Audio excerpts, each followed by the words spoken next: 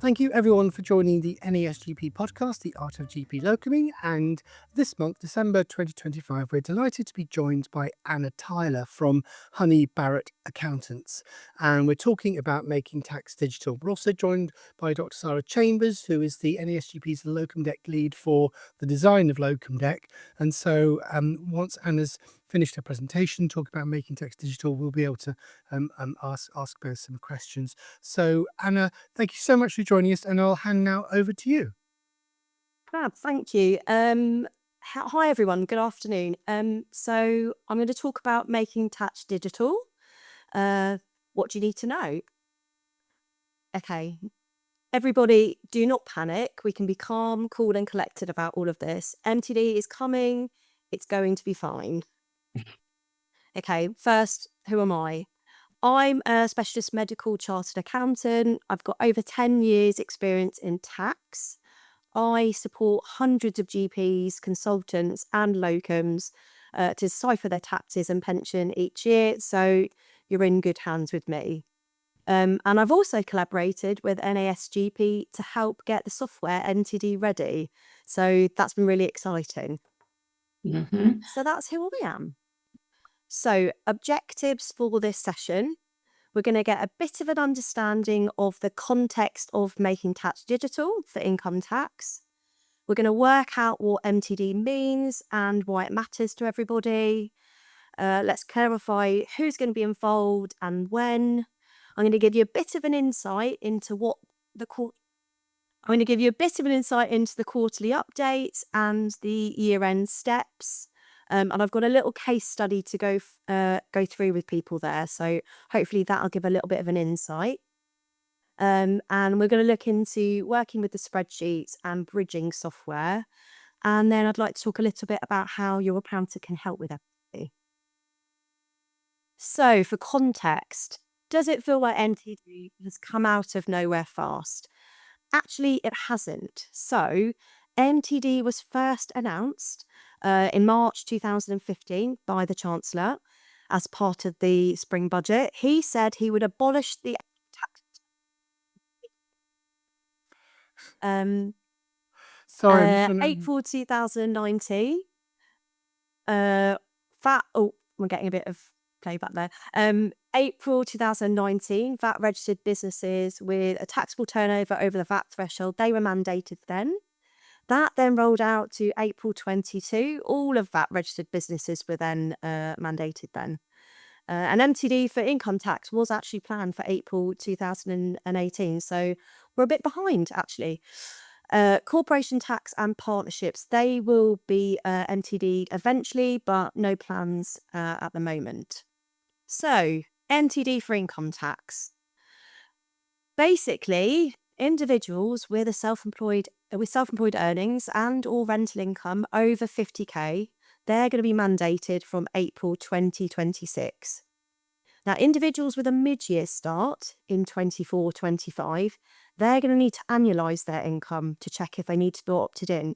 Now, HMRC have confirmed that for businesses who are seasonal, they're not going to enforce this, but that's going to be a very kind of minute case-by-case basis. So if you started trading in 24-25, you're going to need to annualise that income.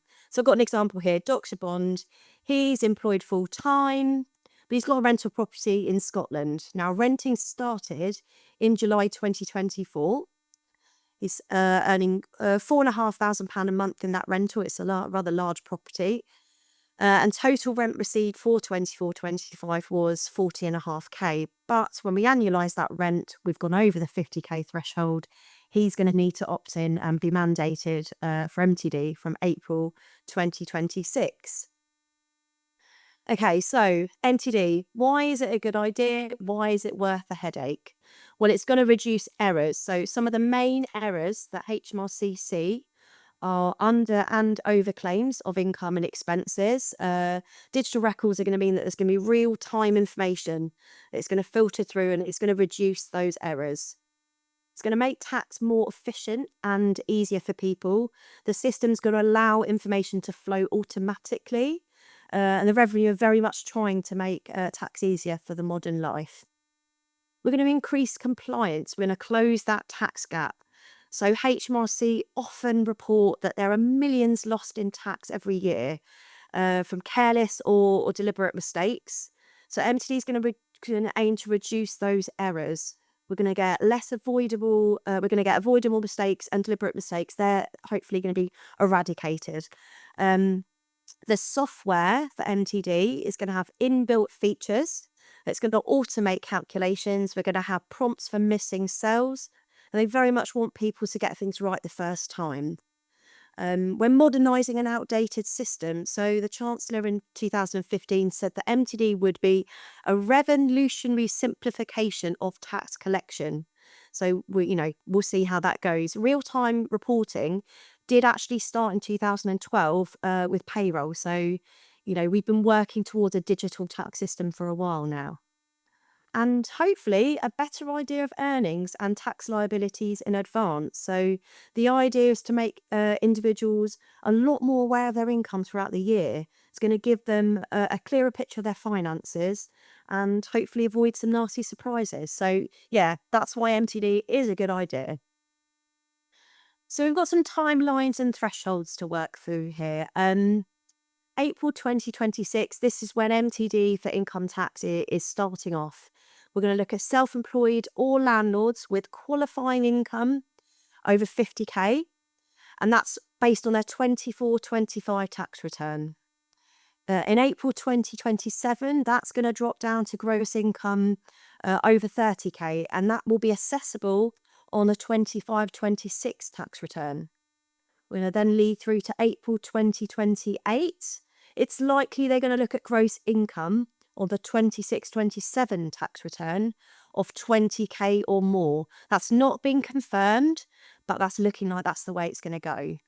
And then probably April 2029, potentially everyone else. But again, there's no mandatory date known yet, but we're working towards that kind of deadline.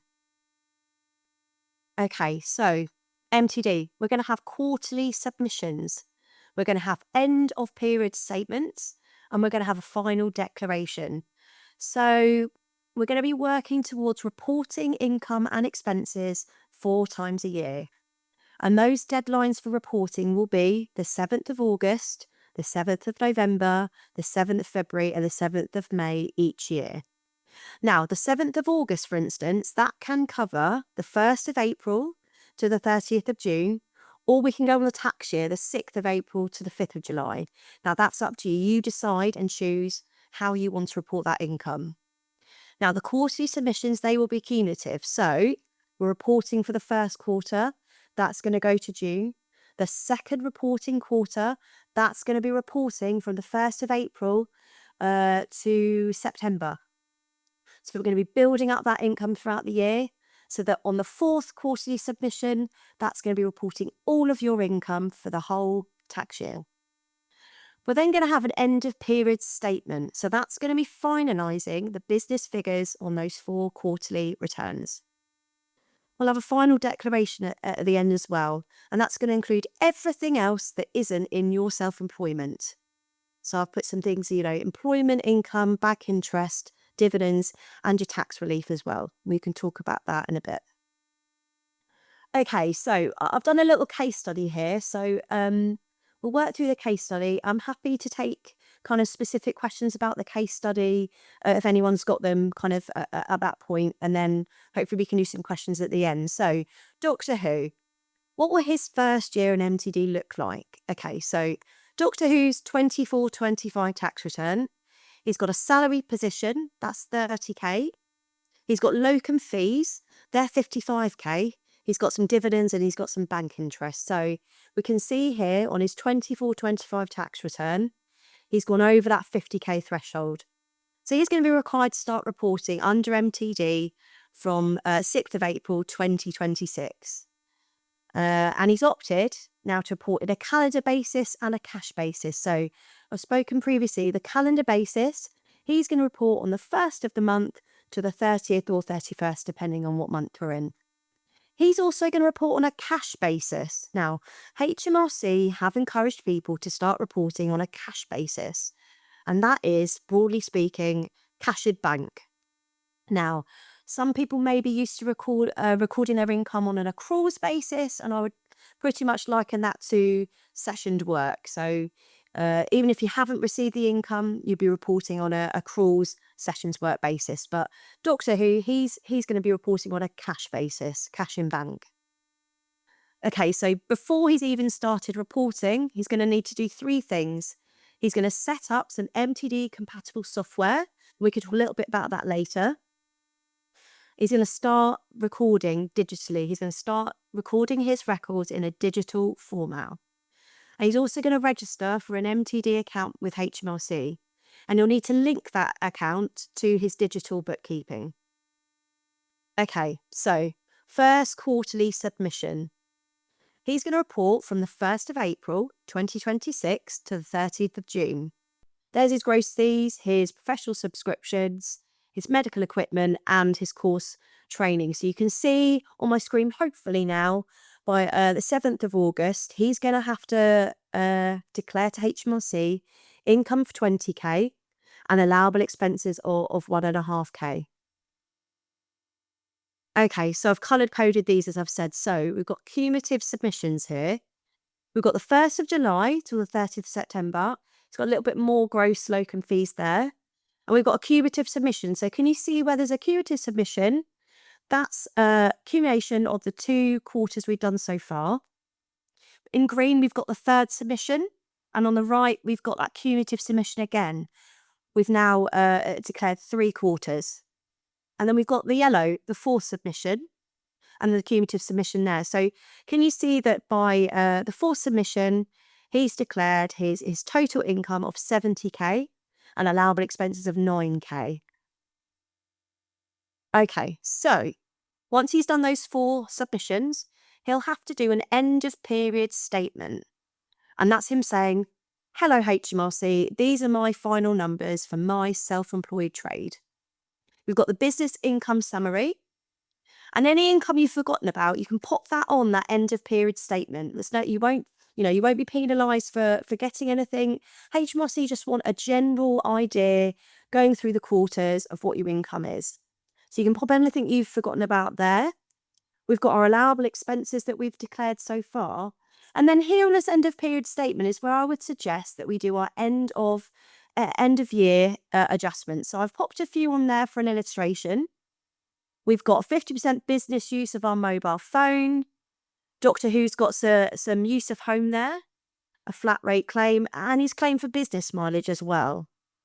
So we've got a final business profit calculation there. So in tandem of that, he's also going to need to do a final a declaration, which is, hello HMRC, so everything else you need to know about my tax affairs. So you're going to reconfirm your self-employed profits there. You're going to add in any other income you need. So any other income HMRC needs to know about. I would liken this final declaration to the tax return that we know already. So he's got his employment, his bank interest, and his dividends. And then we're going to claim our reliefs there. So we've got some gift aid. Now also, this is where we're going to consider, if you're pensioning your income, this is where you're going to tell HMRC about any pension relief that you are owed. So we'll do that on the final declaration. And we're just going to confirm that, yeah, this is the information is complete and correct. Submit that. So is there any questions about Doctor Who at all? Hopefully that kind of gives people a bit of an idea of how that's going to work in the first year for a locum. Okay, so penalty system. Once you are opted into MTD, there's not going to be this £100 flat fee late filing penalty or interest. There's going to be a points-based system. So each missed deadline under MTD will get you 1 point against your record. And the frequency of how often you need to file with MTD will depend on the points threshold that you will be under. So for quarterly submissions, for these income tax quarterly submissions, we're working to a 4-point threshold. So if you fail to file for 4 quarters, you're going to be hit with a £200 penalty. And once that threshold's been hit and you've got those 4 points on your record, every late submission you'll get another £200 fine. But points can expire after a compliance period.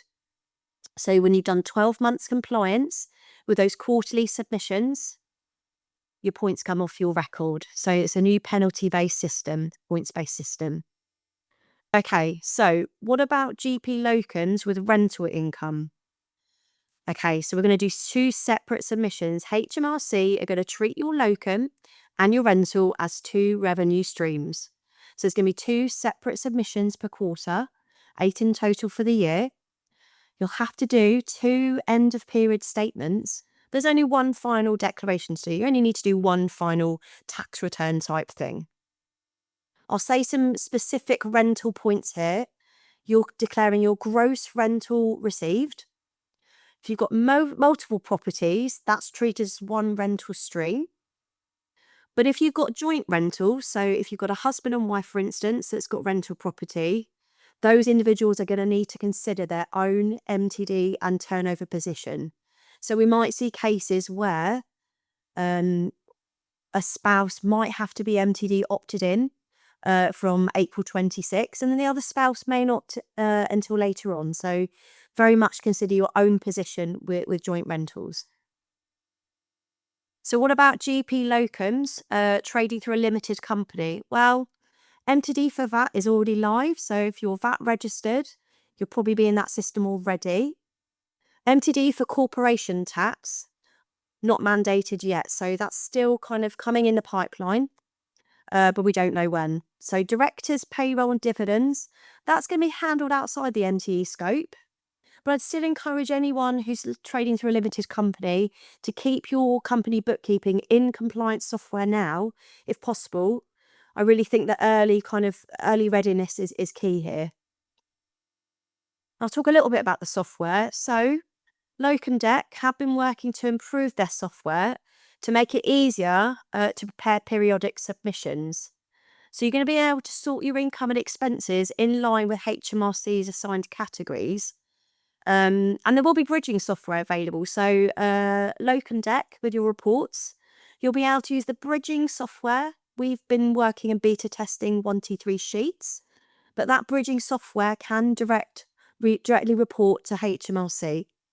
And as I've said, Sarah Chambers is very much our expert on LocumDeck. She's been working really hard to get that prepared. So she's the technical expert there. And frequently asked questions. So what happens if my income drops below the 50k threshold in 25-26? Well, let's remember that thresholds are for requiring to be reporting under MTD. They are going to drop in April 27 and 28. And once you're mandated into MTD, you will only become exempt when your qualifying income falls below the threshold for 3 consecutive years. So 24-25, 55k you're in. But if income starts to drop rapidly, in my example that I've put up on the screen, we've got 24-25, 55k, you're in. 25-26, 33k, you're still in. You're being caught by that new threshold drop. 26-27, 19k, you're in, you're under the threshold. So you've done 1 year of being under the threshold. 27-28, your income's dropping further, 14k. You're still in, you're under the threshold. 28-29, 12k, you're in, you're under the threshold, but you've done 3 years under that threshold. So in 29-30, you can opt out. And I would say that's currently subject to current HMRC thresholds. We don't know what they're going to introduce. But judging on kind of the guidance now, you could opt out. Okay, so will MTD increase by tax? No, tax rules are not changing. It's just the way that you're reporting. Will I be required to pay tax every quarter? No, not at the moment. Tax payments and deadlines will remain as they have done on the 31st of January and 31st of July respectively. And payments on account system, they will be calculated and payable in the same manner they have been previously. Why partnerships not included yet? Well, I don't have an answer for that. HMRC have given very little detail on why partnerships haven't been mandated yet. Historically, the plan was to mandate sole traders, rental and partnerships at the same time. We don't know why that's not happening yet, but it's going to come in the pipeline. It's going to come eventually. And can I just type the figures in on the HMRC software? No. We are focusing here on digital records and digital bookkeeping. So digital links to a software or use of a bridging software will be required. Okay, so your accountant's role in MTD. We're looking at a proactive role rather than a reactive role. Your accountant can help you to make an appropriate choice of an MTD-compatible software. They can register you for MTD. They can help you to correctly connect your account to the software. They can advise on how to set up bank feeds. And I would stress here, have a separate business bank account. Make sure that in your sole trade, you have a separate business bank account where no personal transactions are going through. A transfer out for personal living costs, absolutely fine. And if you've got a rental property, have another separate bank account. You need to be keeping things separate. Businesses, it's not to say you have to have a business bank account that you're paying for, but just a separate account where all of that business stuff is going through. We don't want to see any personal income or personal expenses there. Your accountant can review your software categories as well. If you're unsure about something, your accountant is going to be an expert in how HMRC's categories work. So ask. We're also going to be able to help with quarterly submissions. We can help with those submissions if you're struggling. If you want the help, we can take that over. And we can make those end of year adjustments for you. We can advise on that business use. Your accountant's role is not changing in the way that we can help you with all of this. It's just the way the tax is being reported that's changing. And we can compare those final declarations for you. So your accountant's role, we're going to be very kind of proactive, having an awareness of your income throughout the year. So set up quarterly submissions, end of year, we can offer that advice, we can offer that support. So the key points I want you to take away about MTD is record keeping. That's number one. Make sure you are record keeping now and make sure your records they're full, they're accurate, everything is being put in there. Number two, use compatible software. Make sure that you are happy with the software you're using and that you are happy that it's compatible for MTD.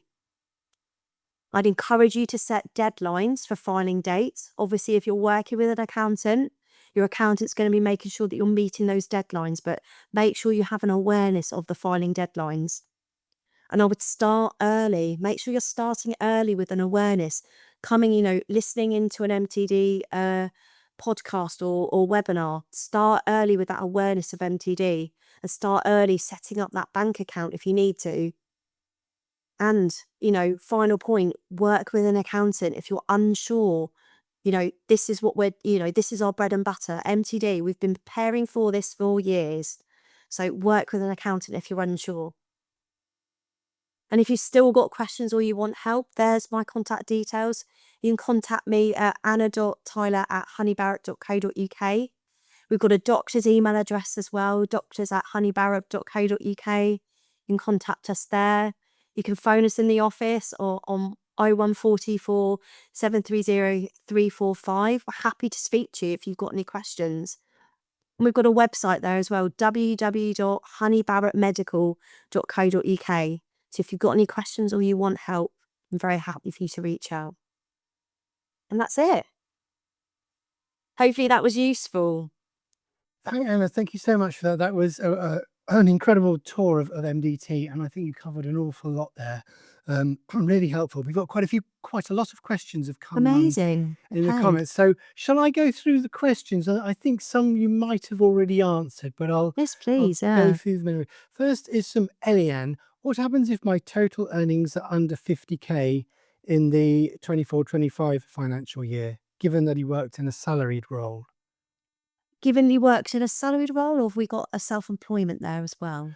Good question. There's another question Yeah. about self-employment as well coming up. So let's circle back. MTD, so when we talk about MTD, you are being mandated into MTD if you are self-employed or if you've got a rental property. So MTD in April 2026, this is covering self-employed individuals or those with rental. Now, if you are just in a salaried role, you are going to be reporting that on your tax return. And if you're under 50k in self-employment, you're not mandated yet. So have a good awareness of those thresholds. 50k or over in your 24-25 tax return, you're mandated from 2026. I would say if you're not mandated, then have an awareness. Check again, 25-26 tax return. What's your self-employment there? Are you 30k or over? And if you are, you're mandated from April 27. And as I said, we think that April 28 is going to be 20k or over. It's not been confirmed, but it looks like it's going to be that way. Fantastic. And we have a hand up from Sarah. It was just to clarify, Anna, Yeah. if Eliane's tax return last year showed self-employment income under the threshold, but Yeah. this year Eliane expects that he's going to be earning over 50,000. Should Got he it. should he sign himself in for Make Tax Digital? Or Okay. So if on the 24-25 tax return you haven't met that 50k threshold, you can opt in. You can decide you want to opt in early, but there's no mandatory requirement for you to do so. And when you look at your 25-26 tax return, if you're within that new threshold of 30k or over, that's when you're going to have to mandate in. So yes, I mean, we have been beta testing, we have been working with people and opted them in early. I think it's been important to get that beta testing done, to get an awareness of how the mechanics is going to work. We have had people that have asked to opt in early as well. That's fine. But I would say, and I would stress that once you're opted in, it's very difficult to opt out again. Okay. And once you're in for a while. So Yeah. yes, you certainly can opt in now if you want to.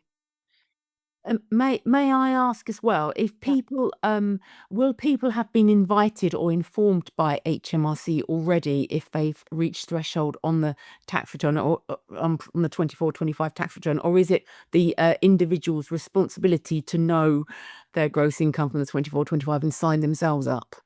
Yeah, so HMRC, once I will say it's dependent on timing. So if we've got to think about it from being based on your 24-25 tax return, if you're an early bird and you filed your 24-25 tax return back in April, May, HMRC are going to know that you need to be MTD. So in that case, yes, we have seen our clients in those circumstances having mailers sent out from HMRC. But I would say coming up to sort of now December, January, if you haven't filed your tax return yet, HMRC may not contact you. That's not to say there won't be a mailer coming out in March to you, but I would say that if you have an awareness and you've done your tax return in December, January, and you've gone over those thresholds, get yourself signed up. And it's being proactive. It's being proactive in that. So yes, I've seen mailers come out to people who have done their tax returns already, but I would say that yes, don't wait to be told. Sign yourself up now. Make sure you're compliant. Thank you. Lovely. Thank you. Claire asks, do we have to register for a Making Tax Digital account if we've already been registered as self-employed? Yes, so they're two different things. So yes, if you've registered as self-employed, you're going to have a personal tax account. So I think you're going to need to go on your personal tax account. I think you're going to need to register for MTD separately. It may link to your personal tax account, but I think on my slide you may or may not have seen that you're kind of going through the same process as if you're registering for a personal tax account. So yes, get yourself registered for an MTD specific link there. Thank you. And how does the final declaration work if you're also employed? Yeah, so I would encourage you to think about the final declaration as being the tax return. So if we think about the way a tax return works, obviously your employment, HMRC are going to get real-time updates based on your payroll information. But in terms of the final declaration, that is you saying, this is everything to do with my tax affairs. So the final declaration is where you're going to be putting those employment figures. So I would kind of, let's replace final declaration with tax return. Let's think of it in that way. So that's how it's sort of going to work. You're going to put your employment figures on that final declaration together with any bank interest. So make sure you're still getting your end of year bank certificate. Make sure you're getting your reports for your dividends, all those bits there. And make sure that's where you're putting your employment income. So we still need to be declaring that. I guess the only thing that is changing is those quarterly submissions and that kind of little fifth submission where you're affirming those 4 submissions you've made. So that's kind of the changes, isn't it? The final declaration, that's just replacing that tax return. It's kind of the So same concept still. And just to follow up on that, is the deadline for that end of period statement the same as the current tax return, i.e. the 31st of January the year after? Yes, so we're still working to a 31st of January deadline. So you're going to need to do that final declaration by that tax return deadline. So yes, okay. still working to the same deadline. Sadie's asks, how do you register for Making Tax Digital? I assume that's online via HMRC. Yeah, there's going to be a link. So what you need to do is go onto HMRC website. There'll be a link for you to register for MTD. It's quite intuitive, hopefully. And what you're looking for is registering for that digital link. You need that digital link to be able to file. So yes, go on HMRC and register there. Obviously, if you're working with an accountant, your accountant can assist you and register on your behalf. Great, that's the second question. Lynette asks, if you have self-employed income over 50k and additionally pay some PAYE, does the PAYE go onto the returns? Yeah, so hopefully we've sort of covered that there. So the PAYE, so what I want you to remember is the quarterly submissions are just for self-employed or rental. So anything that hasn't been taxed at source. So the PAYE, that's going to go on your final declaration. So, don't worry about declaring that PAYE until you get to that final declaration period, that tax return style period at the end. So your quarterly submissions, they are only going to cover the self-employed income for that given quarter and any expenses, and that they are direct expenses to your business. And I think, hopefully I covered earlier that kind of end of period submission. That's where I'd encourage you to look at things that are kind of personal and business use. That's where you're going to include your use of home, your business use of your mobile, your internet, all those bits there. But yeah, in terms of the quarterly submission, we're looking at self-employed earnings only and associated expenses. Thanks. Ravi asks, is a separate bank account mandatory? So it's not mandatory, but it's highly advised, because if we're thinking about using software that links to your bank account, if there's going to be a direct link that's going to link to your bank account, what we don't want personal income in there. We don't want personal expenses. We want to be able to make the system and the process as seamless as possible. So the bank feed comes in, and that's going to be from your separate business style account. Doesn't have to be a business account you're paying for, but your separate account. The bank feed comes in with just your self-employed earnings, just your rental earnings, whatever's applicable to you. And that feed's going to feed directly into HMRC. And yes, we can use some bridging software.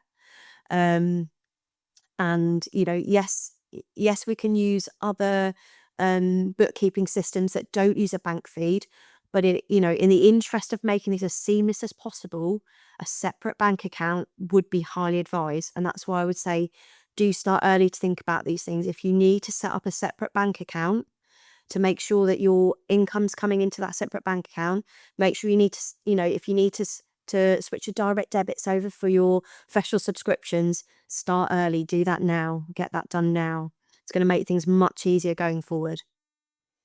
Thanks. Sam, to your question, yes, this will be available. This video, this Zoom video, and will be available as a YouTube video and a podcast afterwards. Yeah, I'm very happy to share the slides as well, because I know that you didn't get to see the start of those. We can put those in. Victoria, you've asked, is a bank feed mandatory? No, it's not mandatory. And I know that obviously some bookkeeping systems that people will be using, you can't get a bank feed. I'm thinking of something like Xero, where a bank feed, that does happen. I don't know whether, people are familiar with using Xero or they've seen it before. There's a bank feed there. But no, it's not mandatory. But as I say, it's going to make things a lot easier having a separate bank account. But no, a bank feed's not mandatory. But having NTD compliant software, that's the key. That's the important part. All right. And obviously, Sarah's done a lot of work to make sure that LocumDeck is going to be MTD appropriate. So Lynette has asked, is Xero software okay for this? You've answered that question. yeah. Now, what I would say, what we've kind of, in the beta testing stage, we found that for locums who don't pension their income, Xero has been more appropriate. But for locums who do pension their income, something like LocumDeck is a lot more appropriate, because we've got all of that information about the pensioning that we can use kind of at the end to be able to make that kind of claim for tax relief. So yeah, Xero is great for using if you don't pension your income. That's what we found in the beta testing. Thank you. And is Honey Barrett recommending any software?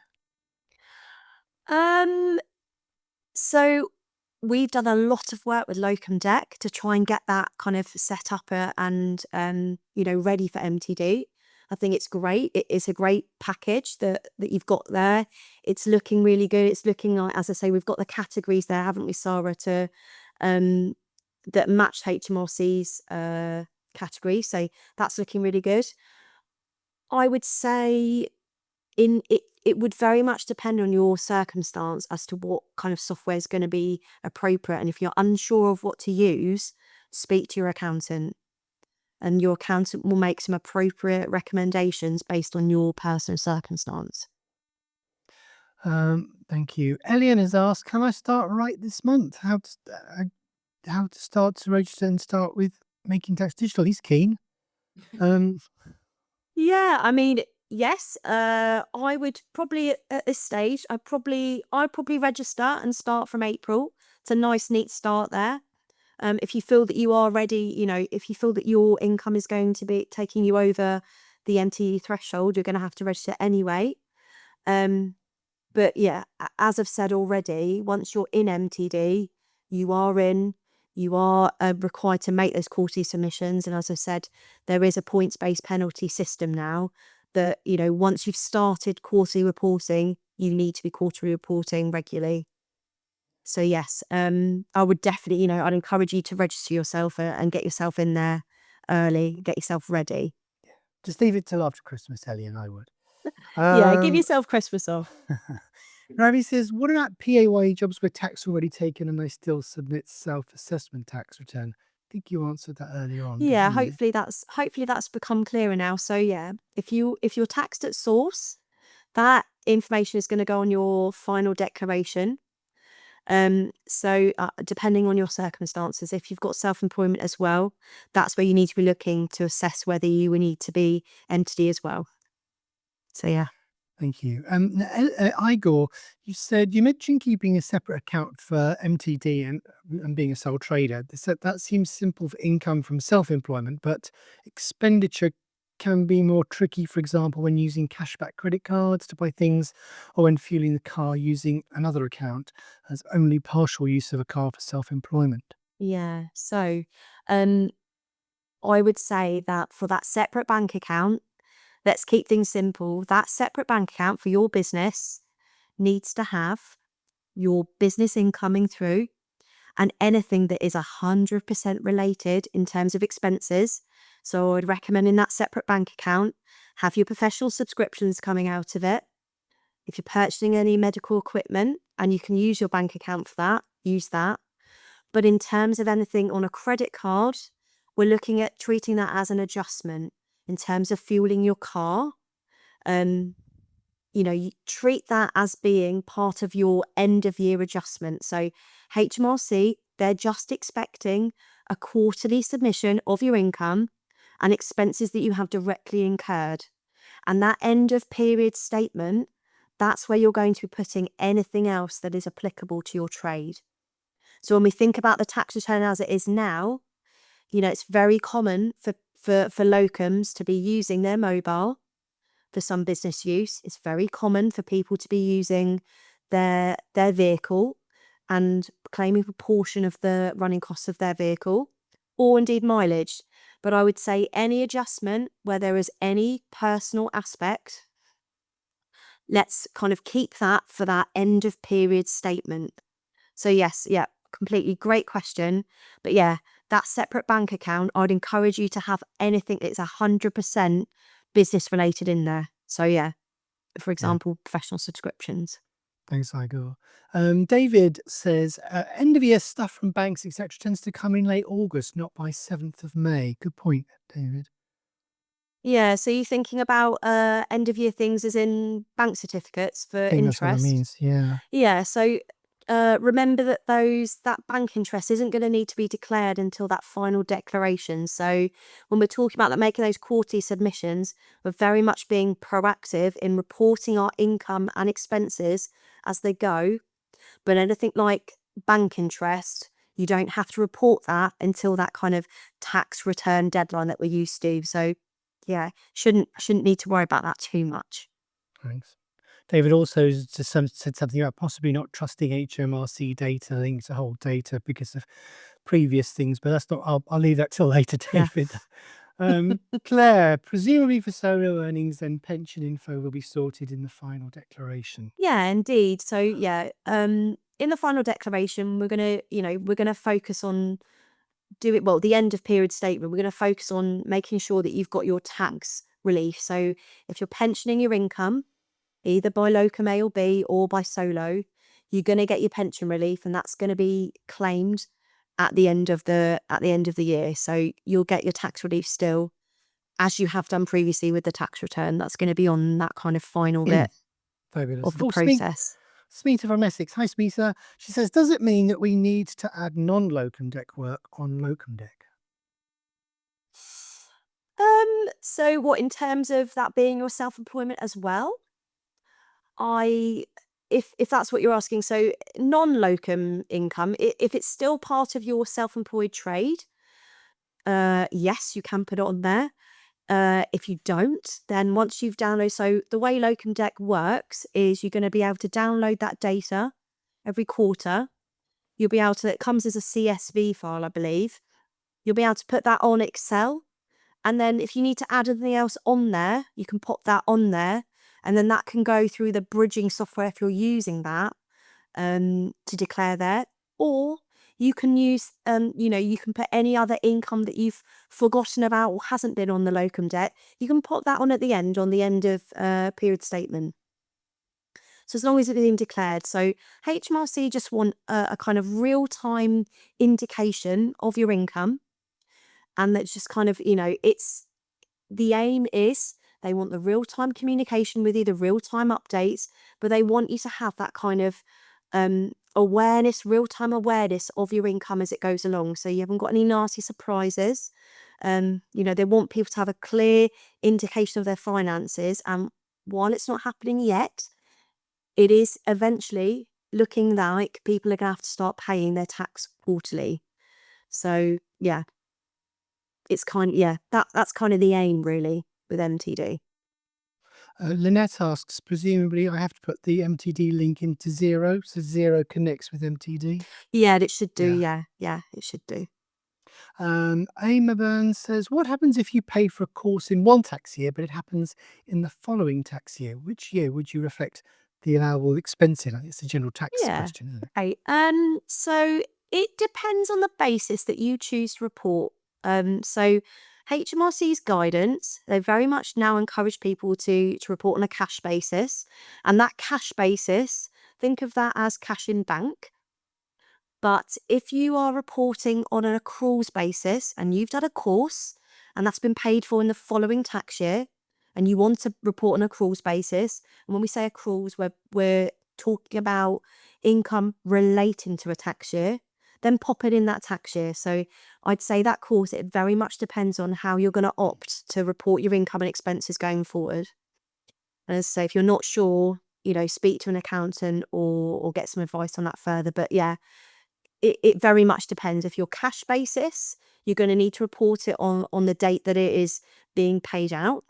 If you're doing accruals, make sure you relate it back to the tax year that it relates to. And one last question. Elian asks, as a self-employed individual, am I required to transfer only a specific amount or percentage from my business account to my personal, or can we move funds freely without restriction? Yeah, so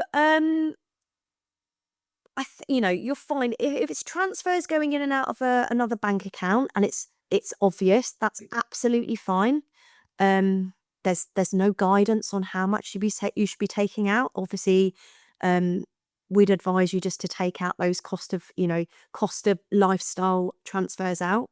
But if you're putting money back in again, we just need to make things really transparent and obvious of where income is coming in and out. So as long as it's clear that the income coming in is business and anything else is transfers from a personal bank account in and out, that's absolutely fine. So no, there's no requirement of a particular percentage in and out. And I think very time for one last thing. Question is, Igor asks about changing his direct debit for any SGP membership if he wants to have his own separate business account. Yes, Yeah. just email into the into NASGP, and we will send you a unique link that lasts for 24 hours where you can change your direct debit into your brand new account that you set up. Yeah. That's And obviously, amazing. obviously direct debits, they take a little bit of time. So, I cannot stress enough that if you need to set up a separate bank account, make sure you're doing it now. Obviously, get Christmas out of the way. Don't get stressed about it now. But I really would encourage you to look at whether you need to have a separate bank account. And as I said, for anyone who's got rental as well, make sure you've got another separate account for the rent as well. Keep things very separate in terms of the income streams. This is like this is exhausting, isn't it? I feel like I need to lie down after this. It's like a really long Yeah. bad game of Dungeons and Dragons with all these rules everywhere and traps and pitfalls.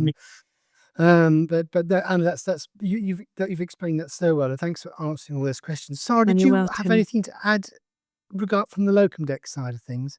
It's really just, I guess, to update people who are using LocumDeck. As Anna mentioned, we have worked closely with Anna and colleagues at Honey Barrett over the coming months, and in the early part of next year, we will be updating LocumDeck.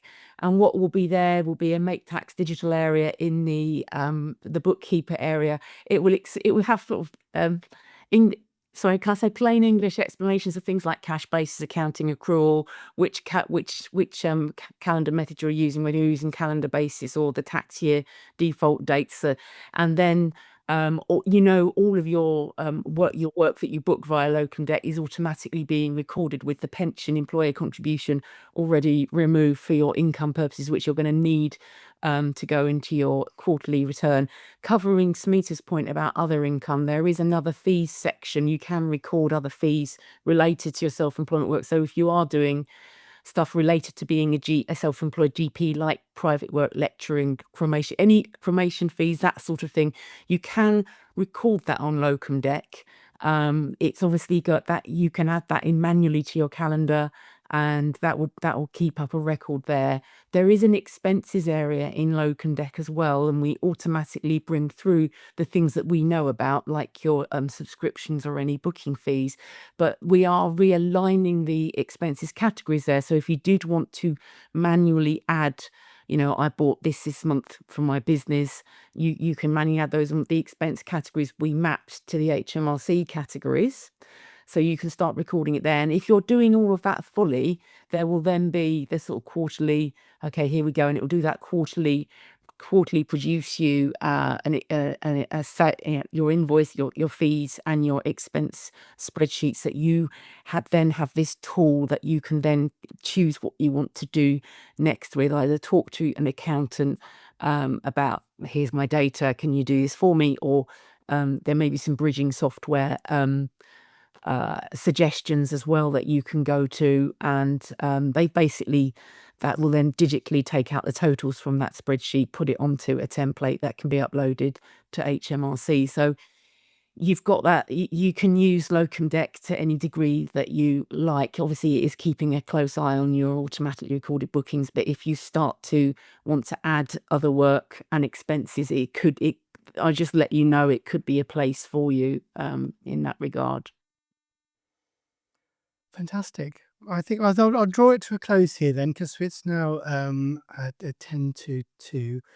People need to get off, but we've had quite a few people thanking us. That was an amazing talk, and a really helpful. And with the YouTube and with the podcast, we'll make sure we put all your links so people can contact you if they've got any more questions. Loads of thumbs up coming up. Thank you, and people can get in touch with you, can't they, with your email address you showed us? Absolutely, yeah, absolutely. I'll just say, please do not be scared about MTD. It's coming. It's going to be okay. There will be teething problems, I imagine, but accountants are here to help you, and there's lots of resources out there if you're unsure. So yeah, it's going to be fine. Lovely. Well, thank you very much, Anna. Thank you, Sarah. Thank you, everyone, for coming along. Thanks for all your brilliant questions. That's really helped a lot, I think, with give some extra context and flavour and colour to what Anna's been talking about. Take care. Bye, everyone. Goodbye.